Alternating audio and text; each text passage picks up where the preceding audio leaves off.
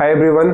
तो कुछ दिन पहले मैं आउटडोर पेंटिंग करने के लिए गया था, जो कि एक सिटी स्केप थी। एंड जहाँ पे मैं पेंटिंग कर रहा था वो काफ़ी ज़्यादा एक बिजी स्ट्रीट थी हमारे होम टाउन की, धनबाद की। और उसी मार्केट के बीच में बैठ के मैं पेंटिंग कर रहा था। और साथ ही साथ मैंने जो है पूरा प्रोसेस वीडियो रिकॉर्ड किया है। और जहाँ पे मैं पेंटिंग कर रहा था वो सीन कुछ इस तरीके का था, और पेंटिंग का जो आउटकम है वो कुछ ऐसा आया। तो साथ ही साथ मैंने सोचा कि कंप्लीट वीडियो रिकॉर्ड किया जाए, और मैंने पूरा वीडियो रिकॉर्ड किया है। तो इस वीडियो में आपको इस पेंटिंग का जो कंप्लीट प्रोसेस है वो मिल जाएगा। और पेंटिंग के प्रोसेस के साथ साथ आउटडोर पेंटिंग के लिए किन किन बातों का ध्यान रखना होता है, आउटडोर पेंटिंग में क्या क्या इंपॉर्टेंट चीज़ें हैं, तो उन सब चीज़ों के ऊपर मैं बात करूँगा। तो इस वीडियो के साथ साथ तो हो सके तो इस वीडियो को पूरा देखें। तो let's jump into the video.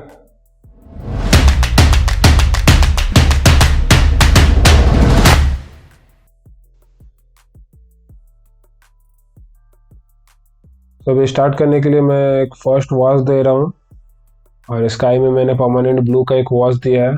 और उसी वॉश को नीचे लाते हुए जो हमारा मेन सब्जेक्ट है ऑरेंज बिल्डिंग, उसमें परमानेंट ऑरेंज के साथ बॉन्ड सियाना मिक्स करके मैंने एक वॉश दिया है, बहुत ही लाइट वॉश। और बाकी प्लेसेस पे मैंने परमानेंट ब्लू का ही वॉश दिया है। और बहुत ही ज़्यादा डिटेल में जाने की ज़रूरत नहीं है फर्स्ट वॉश में मेनली जो बेसिक जो बिगर शेप्स है उनको कवर करना। मेन मोटो है फर्स्ट वॉश का, जो जितने भी एलिमेंट है आपके कंपोजिशन में, पेंटिंग में, उनको आपस में कनेक्ट करना। फोरग्राउंड और बैकग्राउंड के बीच में एक रिलेशन इस्टेब्लिश करना।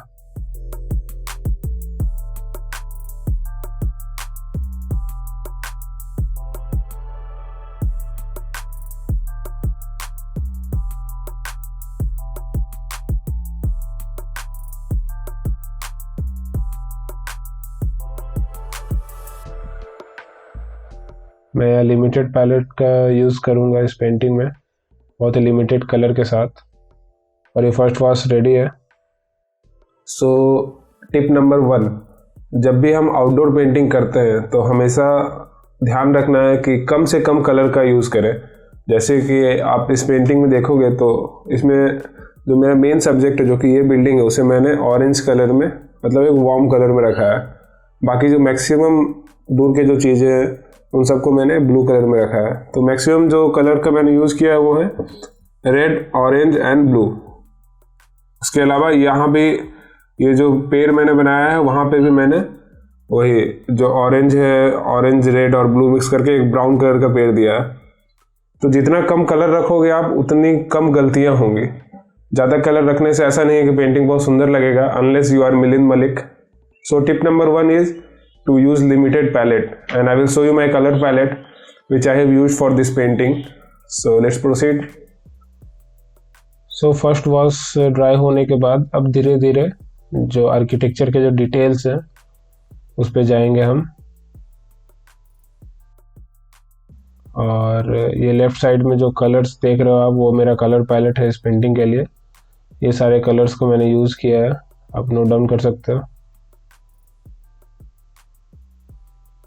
और सबसे पहले मैं जो बैकग्राउंड में जितने भी चीज़ें हैं, जो दूर के जो बिल्डिंग्स हैं, उनको मैं बना रहा हूँ, क्योंकि उनको एक बहुत ही लाइट वॉश में बनाना, बहुत ज़्यादा डिटेल देने की ज़रूरत नहीं है उनमें। डिटेल जो है हमारा जो मेन सब्जेक्ट है सिर्फ उस पर रहेगा, बाकी सब जो है वो एक सपोर्टिंग एलिमेंट के रूप में रहेगी इस पेंटिंग में।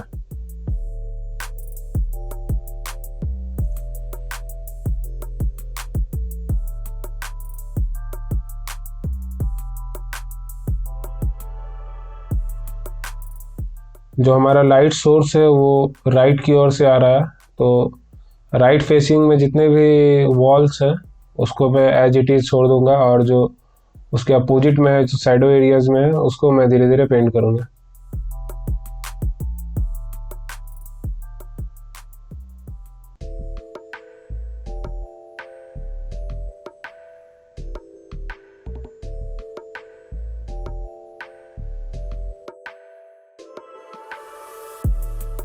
सो आउटडोर पेंटिंग में सबसे इम्पोर्टेंट कुछ है तो वो है फोकस करना, क्योंकि जब आप आउटडोर कर रहे होते हो उस टाइम बहुत कुछ जो है वो डायनेमिक होता है। स्टिल बहुत ही कम सब्जेक्ट होते हैं, बाकी सब कुछ ना कुछ मूव होता रहता है वहाँ पे। फिर चाहे वो कोई सब्जेक्ट हो या फिर लाइटिंग कंडीशन हो, शेडोज हो, वो सारे कुछ चेंज होते रहते हैं। और ख़ासकर जब आप ऐसा कुछ कर रहे हो, जैसे मैं यहाँ पे एक सिटी स्केप कर रहा था, एक मार्केट का सीन था ये, तो यहाँ पे बहुत सारी चीज़ें हो रही थी, काफ़ी भीड़ भाड़ वाला इलाका था ये। तो ऐसे कुछ सब्जेक्ट करते वक्त अपने मेन सब्जेक्ट पे फोकस करना काफ़ी इंपॉर्टेंट होता है, जो कि बहुत लोग नहीं कर पाते और डिस्ट्रैक्ट हो जाते हैं। डिस्ट्रैक्ट होने का मतलब ये नहीं है कि आसपास के लोगों से डिस्ट्रैक्शन। डिस्ट्रैक्शन का मतलब ये है कि अपने मेन सब्जेक्ट से भटक जाना। जैसे यहाँ पे मेरा जो मेन सब्जेक्ट था वो था ये जो ऑरेंज बिल्डिंग था एक मार्केट के बीच में, जिसने मेरा अटेंशन कैप्चर किया। तो वो बनाते बनाते क्या होता है कि इसको आदत ना हो या फिर सही टेक्निक ना पता हो, तो इधर उधर की चीज़ें बहुत ज़्यादा फोकस करने लगते हैं। जैसे ये बिल्डिंग बनाते बनाते जो मेन बिल्डिंग है, आसपास के बिल्डिंग पे ज़्यादा डिटेलिंग डालने की कोशिश, और फिर आपस में आसपास में जो भी चीज़ें हैं उस पर ज़्यादा डिटेलिंग डालने की कोशिश। अब देख लो राइट साइड में मैंने एक जो फ्रंट में कुछ बनाया है, उसमें मैंने काफ़ी ज़्यादा डिटेल नहीं डाला है। एंड में भी मैं बहुत ज़्यादा डिटेलिंग नहीं करूँगा। तो इन सब चीज़ों से बचना है जब आप आउटडोर पेंटिंग कर रहे हो।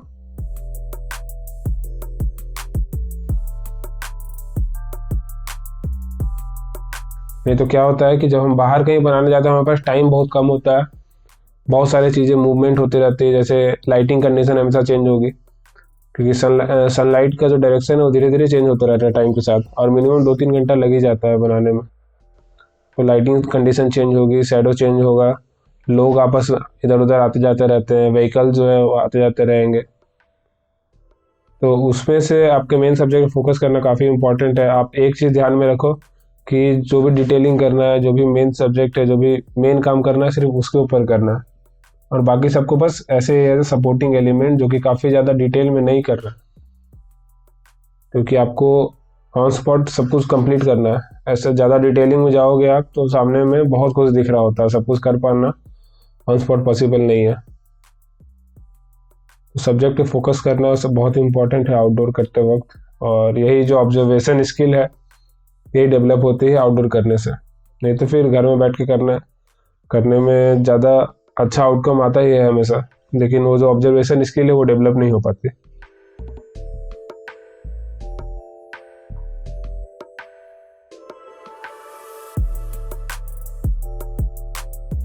सबसे इंपॉर्टेंट है सबसे पहले अपने कलर पैलेट को डिफाइन करना जब आप बाहर कहीं जा रहे हो, क्योंकि घर में जब आप करते हो आपका बहुत टाइम होता है सोचने के लिए, कुछ गलतियां भी हो जाए तो आप उसको करेक्ट कर सकते हो। बाहर में बहुत ज़्यादा प्रेशर होता है, 10 लोग आपको देख रहे होते हैं, उसका एक अलग प्रेशर है कि ख़राब हो गया तो दो लोग क्या कहेंगे।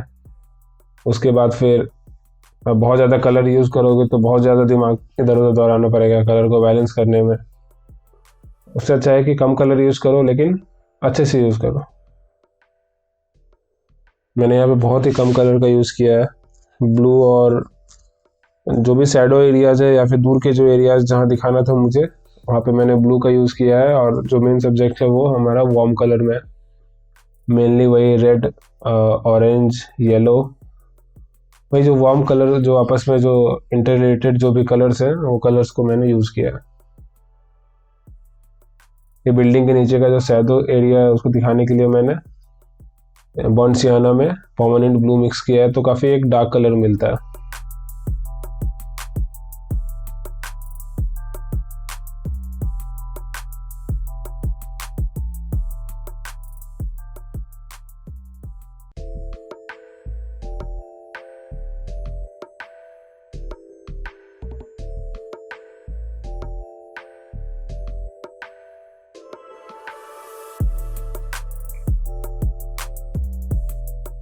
बहुत ही ज़्यादा डिटेल से बचना है और मेन सब्जेक्ट पे फोकस करना।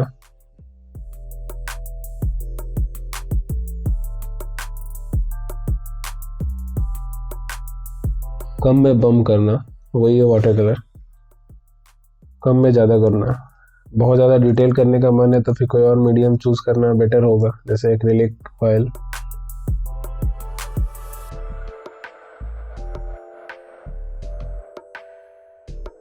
स्टार्टिंग में डिटेल में नहीं, सिर्फ शेप पे ध्यान देना, कहाँ पे कौन सी शेप है। शेप को कलर करना है, पूरे डिटेल को नहीं। डिटेल अपने आप आएगा। जैसे वो जो ऑरेंज बिल्डिंग है, फर्स्ट वॉश के बाद मैंने सिर्फ जो डार्क साइड थी उसको एक एक रेक्टेंगुलर शेप है, आप देख सकते हो, उस शेप को मैंने पेंट किया और ऑटोमेटिक जो बिल्डिंग का स्ट्रक्चर है वो निकल के आ गया सामने। और फिर पीछे जो बिल्डिंग से ब्लू कलर में मैंने एक ब्लू का लेयर दिया, उसके बाद जो डार्क साइड थी उसको मैंने पेंट किया, तो अपने आप वो ऑटोमेटिक एक 3D लुक पर्सपेक्टिव वाइज आ गया उसमें। हमेशा लाइट टू डार्क जाना है वाटर कलर करते वक्त।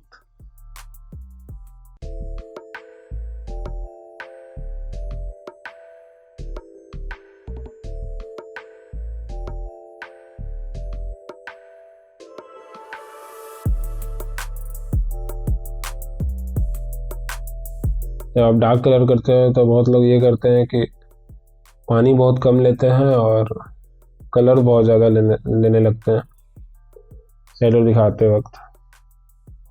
तो उससे बचना है, कलर को ओपेक नहीं होने देना। वाटर कलर का मतलब ये ट्रांसपेरेंसी लूज नहीं होने देना पेंटिंग में। डार्क कलर यूज़ करना है तो डार्क वैल्यू दो, पानी उतना ही रखो लेकिन उसको डार्क वैल्यू बनाओ। जैसे मैं यहाँ पे डार्क कलर बनाने के लिए मैंने परमानेंट ब्लू में बर्न सियाना मिक्स किया और थोड़ा सा ब्लैक, बहुत ही थोड़ा सा, बस कलर के शेड को चेंज करने के लिए। डायरेक्ट ब्लैक यूज करने से बचना है, नहीं तो पूरी पेंटिंग डल लगेगी।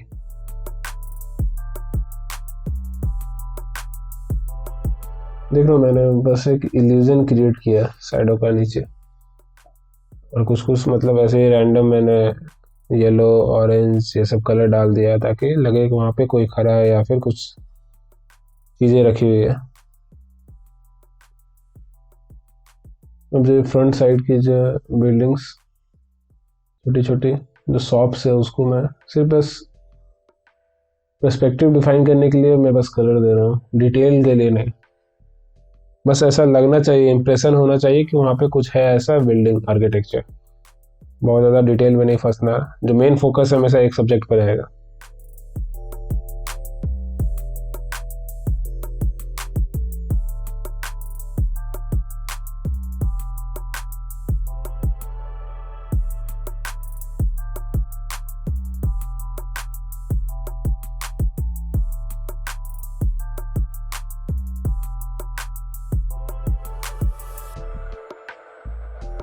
एक बार में डार्क ना हो तो कोई दिक्कत नहीं, आराम से आप 2 लेयर 3 लेयर करके डार्क कर सकते हो, लेकिन हर बार ट्रांसपेरेंट कलर यूज करना, ओपेक नहीं करना है कलर को।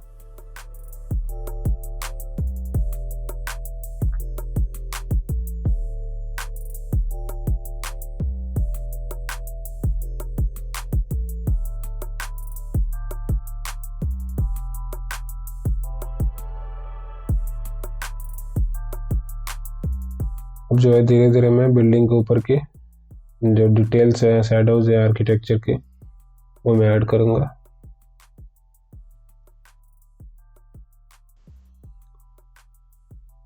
जब भी बिल्डिंग में जो विंडोज है, डोर है, ये सब ऐड करते हैं तो उस टाइम में अगर शेप थोड़ा ऊपर नीचे हो तो चल जाएगा, लेकिन जो पर्सपेक्टिव है वो हमेशा मेंटेन रहना चाहिए, अदरवाइज वो जो 3D लुक है वो चला जाएगा। शेप से ज़्यादा इम्पोर्टेंट है यहाँ पे पर्सपेक्टिव किसी भी लैंडस्केप में।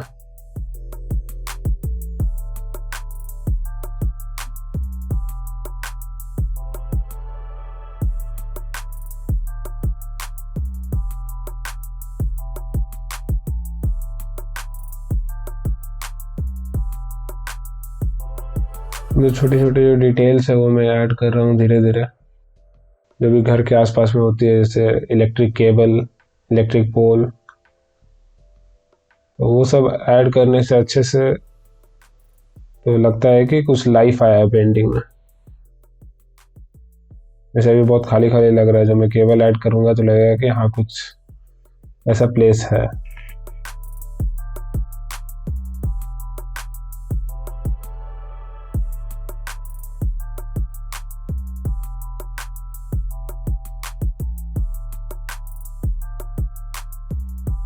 रिकॉर्डिंग करते टाइम बहुत ज़्यादा लाइट थी वहाँ पे, तो पेंटिंग कलर जो ओवर एक्सपोज लग रहा है,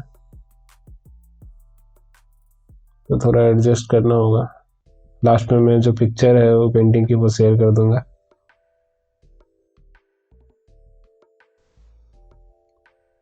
अगर बहुत ज़्यादा डिटेल में आपको देखना है कि पेंटिंग का जो पिक्चर है बहुत ज़्यादा डिटेल में देखना है, तो आप मेरे इंस्टाग्राम पे देख सकते हो। मेरे इंस्टाग्राम पेज का लिंक डिस्क्रिप्शन में है। अब धीरे धीरे जो है मैं आर्किटेक्चरल जो डिटेल्स है वो मैं ऐड कर रहा हूँ, और जो भी एक नॉर्मल से this type of old crowded place में जो होता है, इलेक्ट्रिक पोल्स, फिर घर के बाहर कपड़े कुछ लटके हुए ऐसे, वो सब ऐड करने से जो लाइफ आता है पेंटिंग में।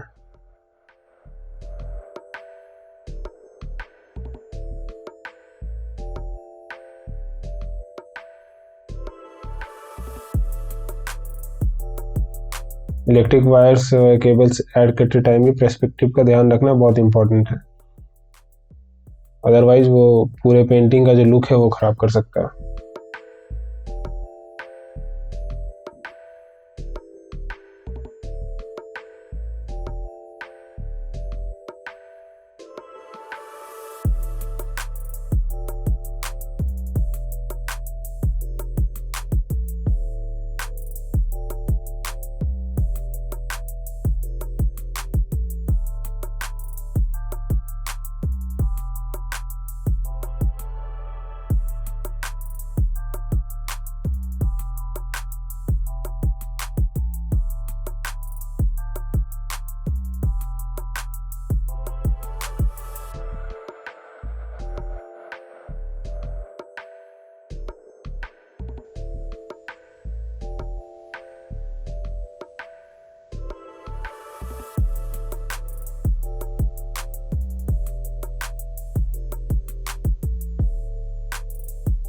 ये जो बिल्डिंग है वो काफ़ी मतलब बहुत ज़्यादा प्लेन लग रहा है देखने में, तो इसके ऊपर मैं लास्ट में क्या करूँगा, एक ड्राई ब्रश लेके ऑरेंज कलर से ही इसके ऊपर में थोड़ा थोड़ा ड्राई ब्रश का स्ट्रोक्स दूंगा, तो थोड़ा सा टेक्सचर क्रिएट होगा बिल्डिंग में।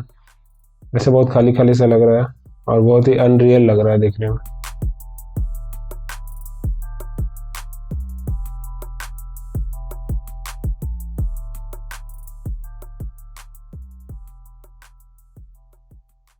जी मैंने ड्राई ब्रश से थोड़ा थोड़ा टेक्सचर डाल दिया इसमें। इतना साफ तो नहीं होता है कोई भी सिंपल रियल में बिल्डिंग।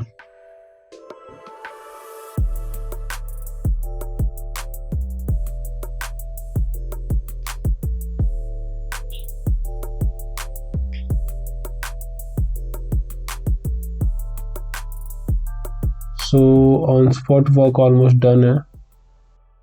तो यहाँ तक का जो प्रोसेस था वो मैंने ऑन स्पॉट कंप्लीट किया था।